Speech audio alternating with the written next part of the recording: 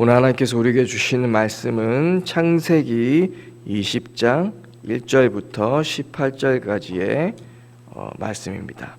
창세기 20장 1절부터 18절까지의 말씀.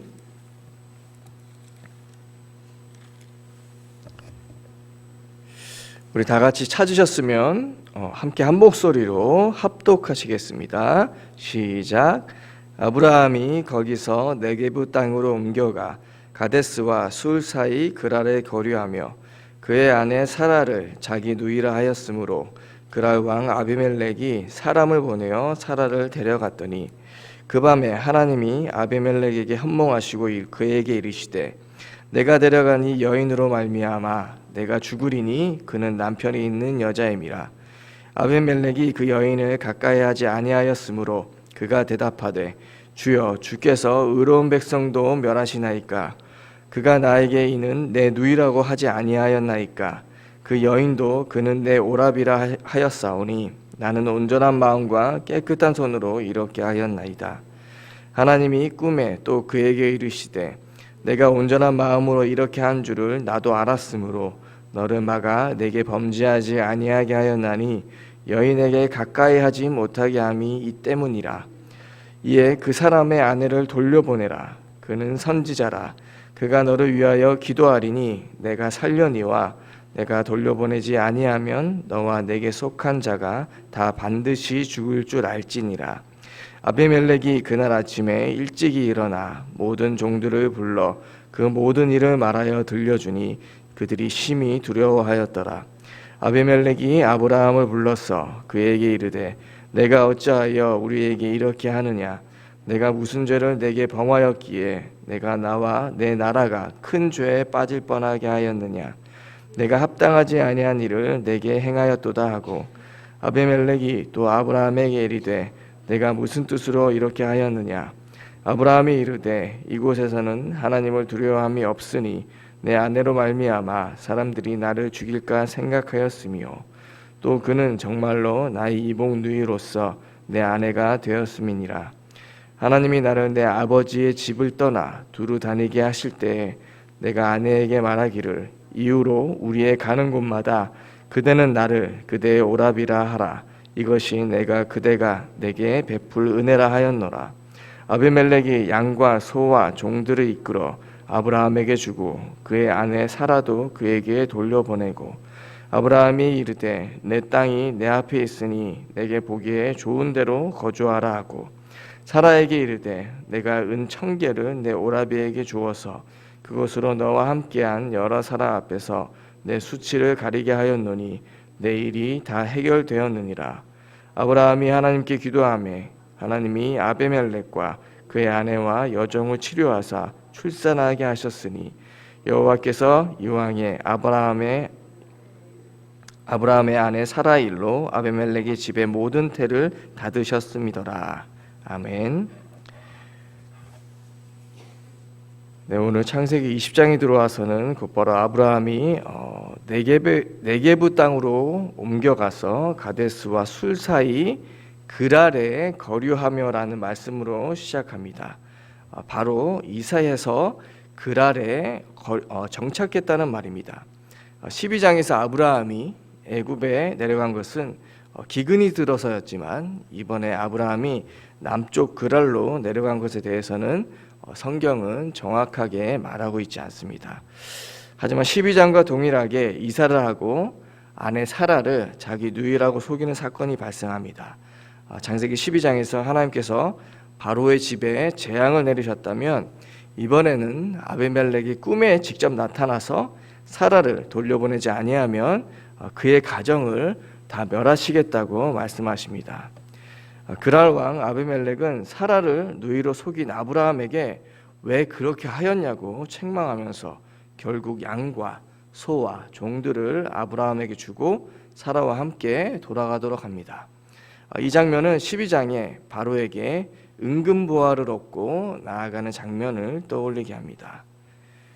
왜 하나님께서는 원인을 제공한 아브라함을 책망하지 않으시고 오히려 이방 왕을 혼내시고 재물까지 빼앗아서 아브라함에게 주고 떠나게 하셨을까요?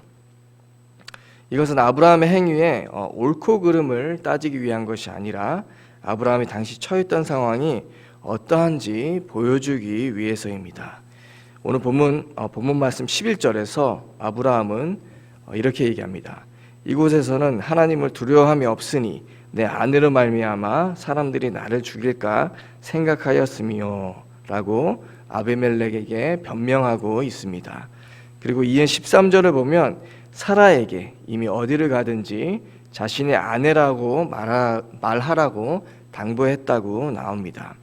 그렇기 때문에 아브라함이 그의 고향, 친척, 아비의 집을 떠나서 하나님이 명하신 땅으로 가는 것 자체가 아브라함에게는 목숨을 담보로 하는 일이 되었다는 말이 됩니다. 이렇게 보았을 때 우리는 자신의 목숨을 부지하기 위해서 자기 아내를 판 한 사람을 보게 되는 것이 아니라 목숨을 건 상황에서도 하나님의 말씀을 따라 순종한 아브라함의 모습을 보게 됩니다. 하나님의 보호하심이 없으면 한순간도 살 수 없는 위험한 곳에서 아브라함은 하나님의 말씀에 순종하면서 살았다는 것입니다.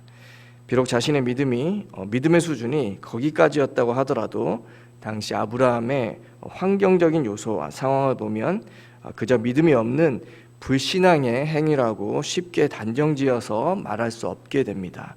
그리고 우리가 19장에 소돔과 고모라의 멸망 사건에 이어서 오늘 20장까지의 사건을 보면 18장에 아브라함에게 주어진 약속이 어떻게 성취되었는지 잘 알 수 있습니다. 소돔의 멸망 가운데 하나님께서 롯과 그의 두 딸을 이끌어내신 것은 19장 29절의 말씀처럼 하나님이 아브라함을 생각하신 것입니다. 이것은 아브라함을 통해 모든 민족이 복을 받을 것이라는 축복의 시작으로 볼 수 있습니다. 그리고 비록 아브라함이 자신의 어려운 상황 때문에 애굽에 내려가고 또 그랄 땅에 거주하다가 아내 사라를 빼앗겼지만 그로 인해서 애굽 왕 바로와 그랄 왕 아비멜렉이 아브라함에게 굴복했다는 것은 18장 18절의 말씀처럼 그로 강대한 나라를 이루게 하시겠다는 하나님의 약속이 성취되기 시작한 것으로 볼 수 있습니다. 그리고 이 약속은 아브라함의 자손으로 오신 예수 그리스도로 말미암아 온 땅에 이루어지게 됩니다. 그렇기 때문에 18장과 20장 사이에 있는 소돔의 멸망 사건은 하나님께 순종하여 하나님 나라를 세워가는 아브라함의 모습과 함께 하나님께 불순종하여 실패한 롯의 모습을 함께 우리에게 보여주고 있는 것입니다. 이렇게 하나님의 나라는 우리 인간의 순종을 통해서만 이 땅에 임한다는 것을 하나님께서는 창세기의 말씀을 통해서 우리에게 보여주고 계신 것입니다. 바로 최초 인간에게 원하셨던 그 순종을 이제는 아브라함에게 가르치고 계신 것입니다. 비록 최초 인간 아담이 하나님께 불순종해서 하나님 나라를 이 땅에 세우는 일에 실패했지만 하나님께서는 그 인간을 회복시킬 원대한 구원 계획을 세우시고 아브라함을 부르신 것입니다. 그리고 그 일은 지금도 계속되고 있습니다. 아브라함과 다윗의 자손 예수 그리스도를 이 땅에 보내주시고 그분으로 인해서 구원을 이루어주시고 그분을 믿는 우리들을 통해서 이루어가고 계신 일입니다. 영적 아브라함의 자손으로 우리를 부르신 그 은혜로 하나님께서는 지금도 우리가 그분에게 순종하는 삶을 원하고 계십니다. 우리도 아브라함과 같이 생명 위협 속에서 먹고 사는 문제 때문에 애굽에 내려가고 그랄 땅에 내려가 아내를 누이라고 속이는 것과 같은 부족한 믿음을 가진 사람들입니다. 하지만 그 많은 사람 중에서 하나님께서 아브라함을 무조건적으로 선택하시고 은혜를 주셔서 결국에는 의인으로 칭하신 것처럼 우리도 아브라함과 같은 똑같은 축복을 받은 자들입니다. 우리의 부족함 때문에 어려운 가운데 처할 때 하나님께서는 우리를 먼저 책망하시기 이전에 그 어려움에서 또 그 시험에서 이길 수 있도록 항상 길을 열어주시는 분입니다. 그리고 부족한 우리를 세우셔서 하나님의 나라를 이 땅 가운데 세우시겠다는 그 계획을 우리를 통해서 이루어가고 계십니다. 그렇다면 우리는 지금 어떻게 해야 될까요? 우리에게 남은 것은 그 하나님의 은혜에 감사하며 사는 것밖에 없습니다. 우리가 영원한 죽음을 피할 수 없는 죄인인지도 모른 채 살아갈 때 하나님께서는 우리를 무조건적으로 선택하셔서 복음을 듣게 하시고 구원하신 그 은혜를 우리가 기억하는 것입니다. 그 하나님께서는 아브라함처럼 먹고 사는 문제 때문에 똑같이 고민하고 어려워하는 우리들의 약함을 너무나도 잘 알고 계시기 때문에, 그리고 그 우리의 힘듦과 어려움과 우리가 고통받는 것을 너무나도 잘 알고 계시는 우리의 아버지 되시는 분입니다. 그리고 그분은 그럼에도 불구하고 하나님의 말씀에 순종하려 했던 아브라함의 부족한 믿음을 가진 우리의 모습도 너무 잘 알고 계십니다. 그렇기 때문에 그분은 지금도 성령으로 우리의 연약함을 도우시고 하나님께 간구하시며 우리를 하나님 나라를 이 땅에 세울 자들로 준비하고 또 세우시고 계신 것입니다. 목숨의 위협을 받는 것과 같이 두려운 우리의 삶의 현장, 의식주에 매여 살 수밖에 없는 연약한 우리의 약함, 그럼에도 하나님을 믿는 믿음으로 어떻게든 사려고 발버둥치는 우리를 하나님은 귀하게 보시고 우리를 거룩으로 이끌어 가십니다. 그리고 그런 우리를 책망하지 않으시고 세상을 오히려 심판하시고, 그리고 우리의 주님 되시는 예수님께서는 우리에게 세계 복음화의 사명을 맡겨주셨습니다. 그 예수님께서는 이런 부족한 우리에게 대사명을 맡기시고 승천하셨습니다. 마태복음 28장 18절부터 20절까지 예수님께서는 이렇게 말씀하셨습니다. 하늘과 땅의 모든 권세를 내게 주셨으니 그러므로 너희는 가서 모든 민족을 제자로 삼아 아버지와 아들과 성령의 이름으로 세례를 베풀고 내가 너희에게 분부한 모든 것을 가르쳐 지키게 하라. 볼지어다 내가 세상 끝날까지 너희와 항상 함께 있으리라 하시니라 라는 약속을 하시고 하늘로 올라가셨습니다. 그리고 하나님께서는 예수님을 통해 주신 하나님 나라의 대사명을 성령님의 도우심으로 우리가 이룰 수 있도록 지금도 인도하시고 보호하시고 우리의 삶을 통해서 역사하고 계십니다.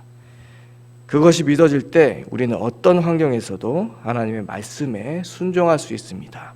그리고 어떠한 고난과 역경 속에서도 소망을 가지고 살 수 있습니다. 부족한 아브라함의 믿음을 귀하게 보시고 완전한 순종으로 이끄신 그 하나님께서 오늘도 아브라함의 자손인 우리에게도 같은 은혜를 내려주실 것입니다. 그 하나님을 믿는 믿음으로 날마다 우리를 하나님의 자녀로 불러주신 그 구원의 은혜에 감사하면서 오늘도 우리 현장에서 주신 말씀에 순종함으로 하나님 나라를 세워가는 모든 재건부평교회 성도님들 되시기를 간절히 소원드립니다. 기도하겠습니다. 하나님 아버지, 우리는 아브라함과 같이 부족하고 연약한 존재입니다. 이 세상은 마치 항상 목숨의 위협이 도사리고 있고 기근이 임했던 가나안 땅과 같습니다. 이 세상을 두려움 가운데 살아갈 수밖에 없는 연약한 우리를 불쌍히 여겨주셔서 구원해 주신 것도 감사한데, 하나님께서는 우리를 왕같은 제사장으로 이 땅에 하나님 나라를 세워갈 자들로 불러주셨습니다. 우리가 때때로 주신 말씀을 기억하지도 못하고 마음은 원이지만 육신이 약해서 그 말씀에 100% 순종하지 하면서 살아가지 못한다고 할지라도 하나님께서는 그런 우리의 몸부림조차 귀하게 보시고 아브라함에게 내려주신 동일한 은혜와 응답을 우리에게도 내려주십니다. 오늘 우리가 읽은 말씀과 같이 우리를 세상에서 보호하시고 이 시대의 아브라함으로 세워가심을 믿고 감사하며 살아가게 하여 주시옵소서. 아브라함을 보호하시고 인도하시고 그를 통해 역사하신 그 하나님이 우리의 아버지 되심을 믿는 믿음으로 예수 그리스도를 통해 베풀어 주신 그 구원의 은혜에 날마다 감사하며 항상 성령의 도우심을 바라며 살아가게 하여 주시옵소서. 그래서 우리가 우리의 전 삶을 하나님이 기뻐하시는 순종의 제사물로 드리며 살아가게 하여 주시옵소서. 그래서 결국에는 나중에 하나님을 뵙게 될 때 충성된 종아, 잘하였도다 하고 칭찬받는 우리 모두 되게 하여 주시옵소서. 예수 그리스도 이름으로 기도드리옵나이다. 아멘. 하늘에 계신 우리 아버지 이름을 거룩하게 하시며 아버지의 나라가 오게 하시며 아버지의 뜻이 하늘에서와 같이 땅에서도 이루어지게 하소서. 오늘 우리에게 일용할 양식을 주시고 우리가 우리에게 잘못한 사람을 용서하여 준 것 같이 우리 죄를 용서하여 주시고 우리를 시험에 빠지지 않게 하시고 악에서 구하소서. 나라와 권능과 영광이 영원히 아버지의 것입니다. 아멘.